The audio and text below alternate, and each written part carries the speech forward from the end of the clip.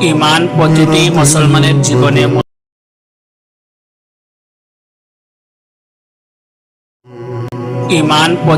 মুসলমানের জীবনে মূল্যবান এক ভিত্তি।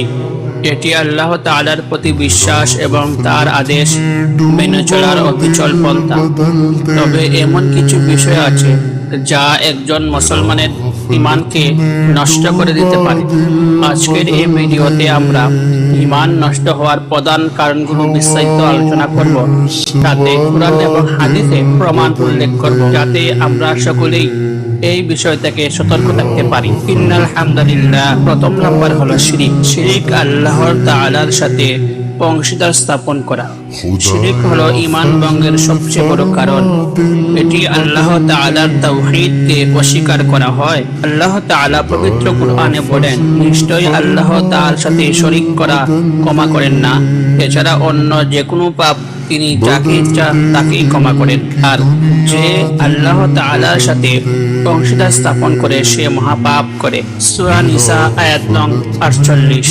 কুরআন মাজিদের অন্য একটি আয়াতে আল্লাহ তাআলা বলেন, নিশ্চয়ই যে আল্লাহ তাআলার সাথে শিরিক করে আল্লাহ তাআলা তার জন্য জান্নাতকে হারাম করে দেন এবং তার ঠিকানা জাহান্নাম। আর জালিমদের জন্য কোনো সাহায্যকারী নেই। সূরা মায়দা আয়াত নং 72।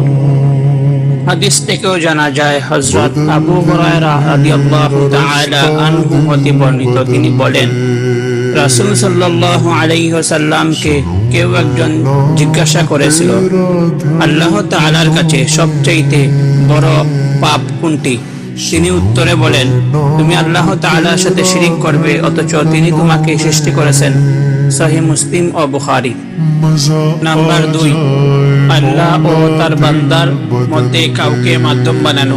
আল্লাহ তাআলার কাছে কিছু চাইতে বা সাহায্য প্রার্থনা করতে গিয়ে অন্য কাউকে মাধ্যম বানানো এবং তার কাছে শাফায়াত কামনা করা, এটি শিরকের অন্তর্ভুক্ত এবং ঈমান ভঙ্গের কারণ। আল্লাহ তাআলা পবিত্র কুরআনে বলেন, বলুন সমস্ত সুপারিশ আল্লাহ তাআলার আওতাধীন, আসমান ও জমিনে তারই সাম্রাজ্য। সূরা মুহাম্মদ আয়াত নং 44।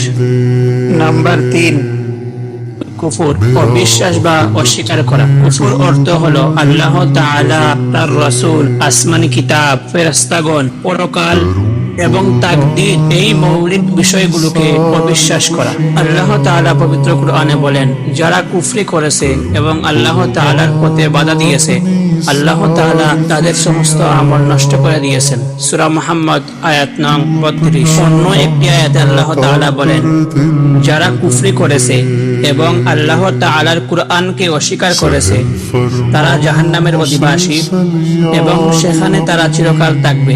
সূরা বাকারা আয়াত নং 39।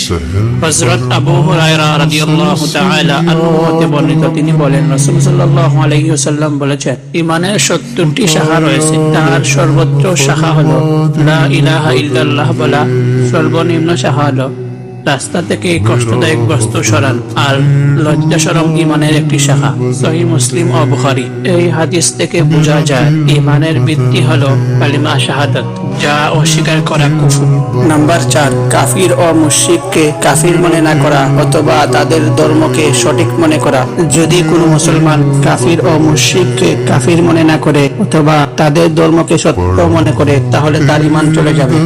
আল্লাহ তাআলা পবিত্র কুরআনে বলেন, আহলে কিতাবদের মধ্যে যারা কুফরি ও শিরক করে তারা চিরস্থায়ী জাহান্নামী এবং সৃষ্টি জগতের মধ্যে সবচাইতে নিকৃষ্ট সৃষ্টি। সূরা বাইয়িনা আয়াত নং 6। যারা বিশ্বাস করে যে ইসলাম ধর্ম ব্যতীত অন্য কোন ধর্ম মুক্তির পথ হতে পারে, তারা ঈমান হারা হয়। আল্লাহ তাআলা বলেন, যারা ইসলাম ধর্ম ছাড়া অন্য কোন ধর্ম তালাশ করে কসরিম কালেও তা গ্রহণ করা হবে না এবং তারা আখিরাতে হবে ধ্বংস। সূরা আলে ইমরান আয়াত নং 85। নাম্বার 5, আল্লাহর কোন বিধান নিয়ে ঠাট্টা বিদ্রূপ করা। আল্লাহর কোন বিধান, তার রাসূলের সুন্নাহ বা ইসলামের কোন বিধান নিয়ে ঠাট্টা বিদ্রূপ করা সরাসরি ঈমান নষ্ট করে দেয়। যদি তোমরা তাদেরকে জিজ্ঞাসা করো, তারা বলবে, আমরা তো হাসি ঠাট্টা ও মজা করেছি। বলো, তোমরা কি আল্লাহর বিধান, রাসূল সাল্লাল্লাহু আলাইহি ওয়াসাল্লামের সুন্নাহ এবং ইসলামের কোন বিধান নিয়ে হাসি ঠাট্টা করেছো? তোমরা অজুহাত দেওয়ার চেষ্টা করো না, কারণ তোমরা ঈমান আনার পর কুফরি করেছো। সূরা তাওবা আয়াত নং 65। নাম্বার 6, জাদু করা বা জাদু সমর্থন করা। জাদু করা বা জাদু সমর্থন করা এটি শিরকের অন্তর্ভুক্ত, কেননা এতে শয়তানের সাহায্য চাওয়া হয় এবং গায়বী বিষয়ে হস্তক্ষেপের দাবি করা হয়।